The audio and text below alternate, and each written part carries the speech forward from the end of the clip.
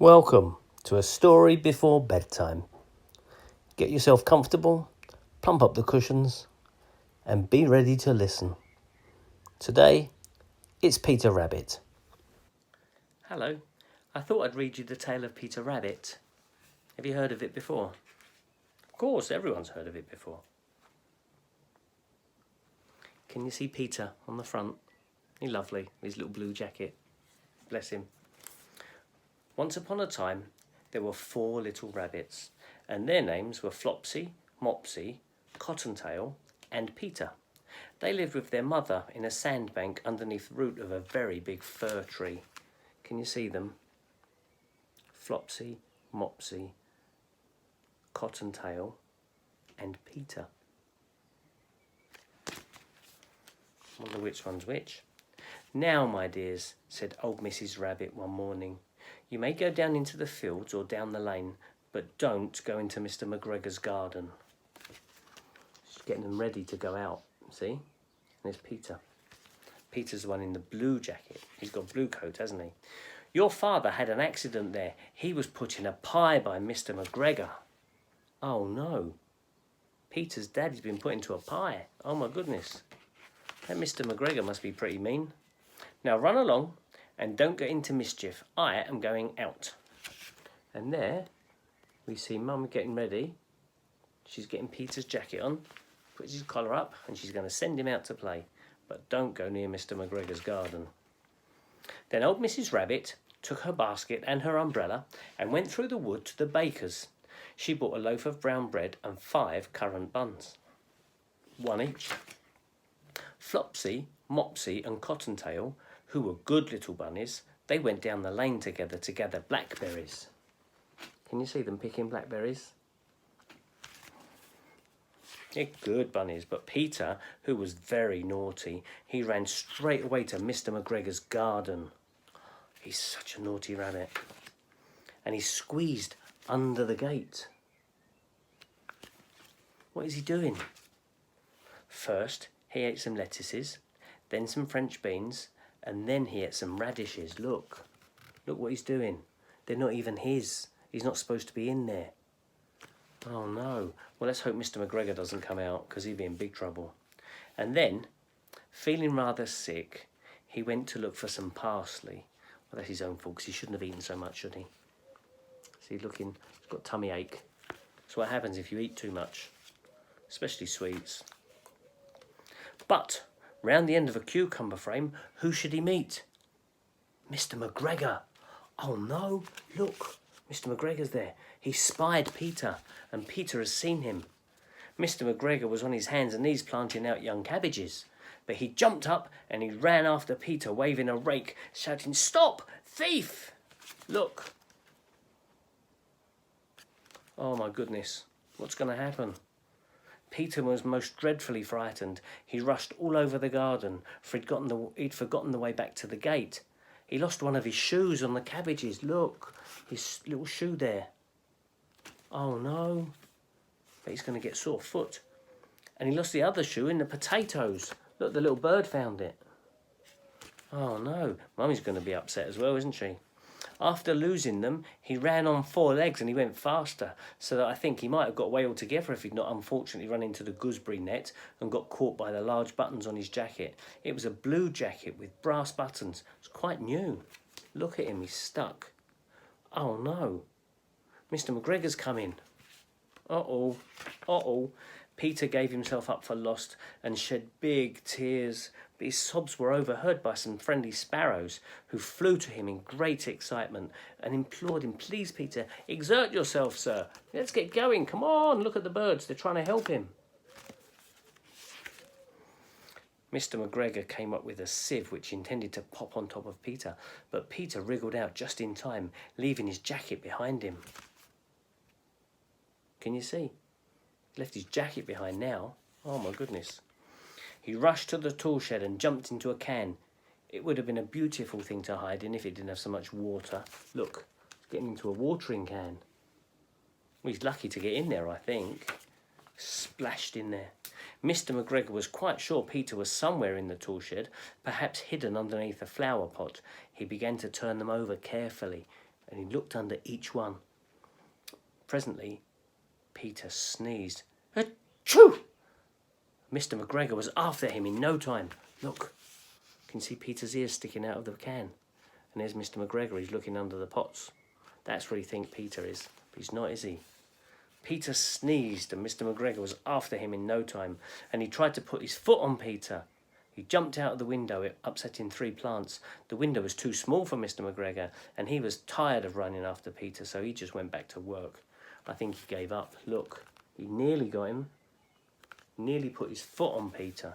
That would have been a horrible thing to do. Peter sat down to rest. He was out of breath and trembling with fright, and he'd not got the least which way to go. Also, he was very damp from sitting in the can. Look, all the water running off in there. Poor Peter, freezing. But then Mummy told him, don't go into Mr. McGregor's garden, didn't she? After a time, he began to wander about, going lippity-lippity, not very fast, and he was looking all around. He found a door in a wall, but it was locked, and there was no room for a fat little rabbit to squeeze underneath it. There's definitely no space there to climb underneath. An old mouse was running in and out over the stone doorstep, carrying peas and beans to her family in the wood. Peter asked her the way to the gate, but she had such a large pea in her mouth she couldn't answer. She only shook her head at him, and Peter began to cry. Oh no, look, he's lost. See, he's got a little tear. See the little mouse there? She's got a big pea in her mouth, so she can't talk to him, look. Peter's crying. He's lost. Well, he shouldn't go. If Mummy says don't go, then you shouldn't go. Then he tried to find his way straight across the garden, but he became more and more puzzled. Presently, he came to a pond where Mr. McGregor filled his watering cans. A white cat was staring at some goldfish. She sat very, very still. But now and then, the tip of her tail twitched as if it was alive on its own. Peter thought it's best to go away without speaking to her. He'd heard about cats from Benjamin Bunny, his cousin. See the cat? Look. See the goldfish? Now, what do you think the cat is going to do? Might be trying to catch some fish, do you think? See how Peter's looking in the background there? See? He thinks, I better not stick around with the cats. He went back towards the tool shed, but suddenly, quite close to him, he heard the noise of a hoe. Scritch, scratch, scratch, scritch.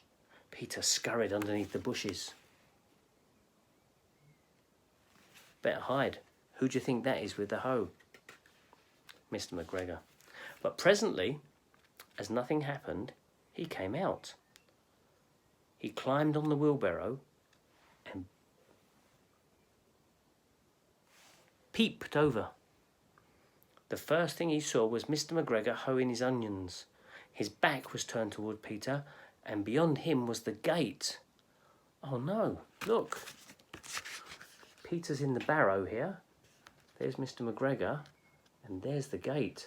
So Peter has to get from here all the way across there without Mr. McGregor seeing him.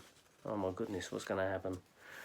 Peter got down very quietly off the wheelbarrow, and he started running as fast as he could go along a straight walk behind some blackberry bushes.